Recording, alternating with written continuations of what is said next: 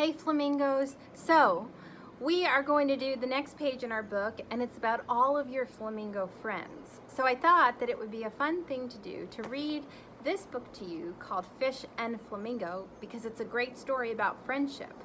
And then we're going to list everybody's name on our friendship page, okay? All right, so let's read. Let's read Fish and Flamingo. It's by Nancy Carlstrom.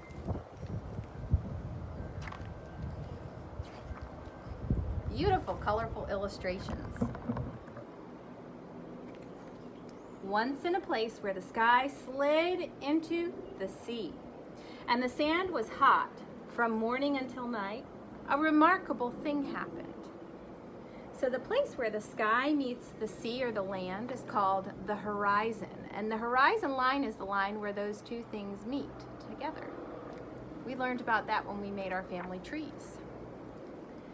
A fish and a flamingo became friends. How can that be, you ask? Well, haven't these two been enemies for years? Is it true that this was not the usual way for such creatures? Yes, but nevertheless it happened. And when the long-legged pink bird stood, head bent, in the water, the shiny silver-finned fish came, eyes moist, to the surface, and they talked together. Not of threats or boasts or daring things, but of ordinary, extraordinary life. Fish told Flamingo of an underwater world, of swimming on the cool green bottom of the sea, of how it felt to break the surface of the water at night and float free into the light of a star shining on the edge of a wave. Beautiful.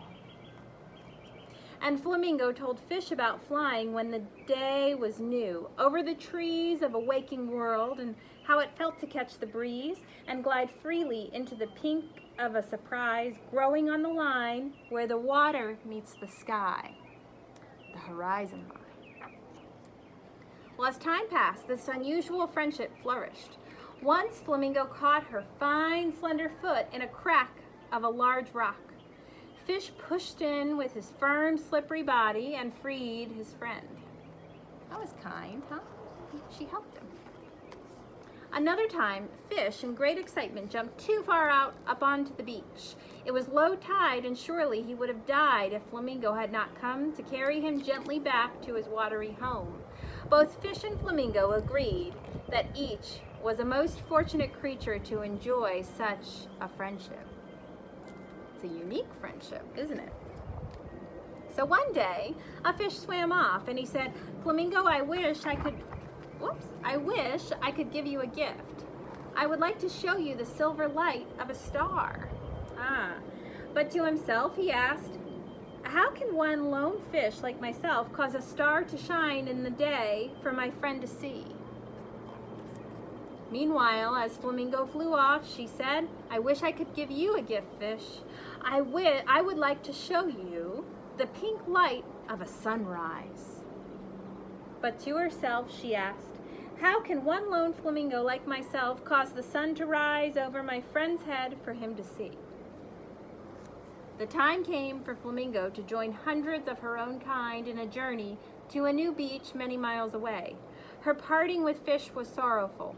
Flamingo said, "Dear friends, Fish, look to the sky tomorrow. At this time, I will be flying over your head, and I want to say goodbye."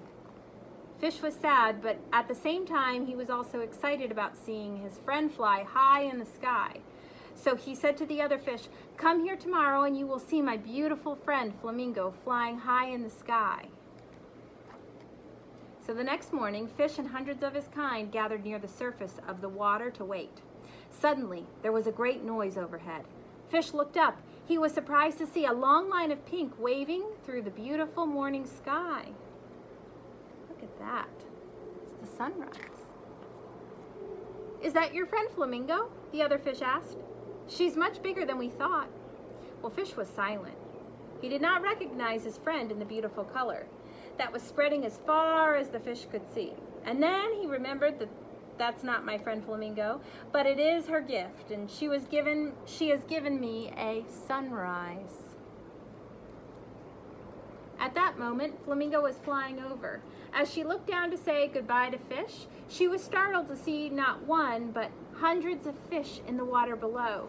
She strained her eyes to pick out her friend, and just then the sun came out from behind a cloud and shone on to the waiting fish, turning them into a great silver light.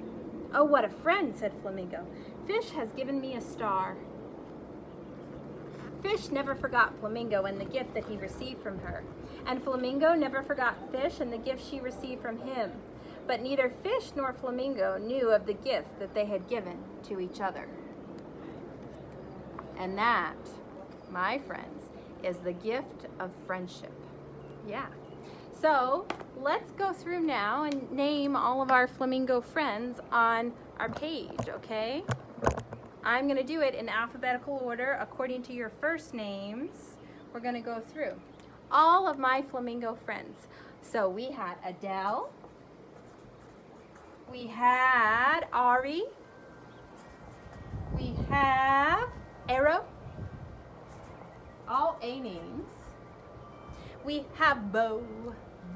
And then we have Blair. And then we have our friend Bridgette. All B names on the second line. And then we have our friend Jack A. We have Jack M. We have Jack Mosier, Jack M. Jack A is Jack Alvarado. I miss you guys. We have Joshua James. Joshua. Then we have our friend Kahli. And then we have our friend Livie. And then after Livie is Owen and Quinn, Mr. Quinn. And then we have Ryder. And then Sienna and Stella.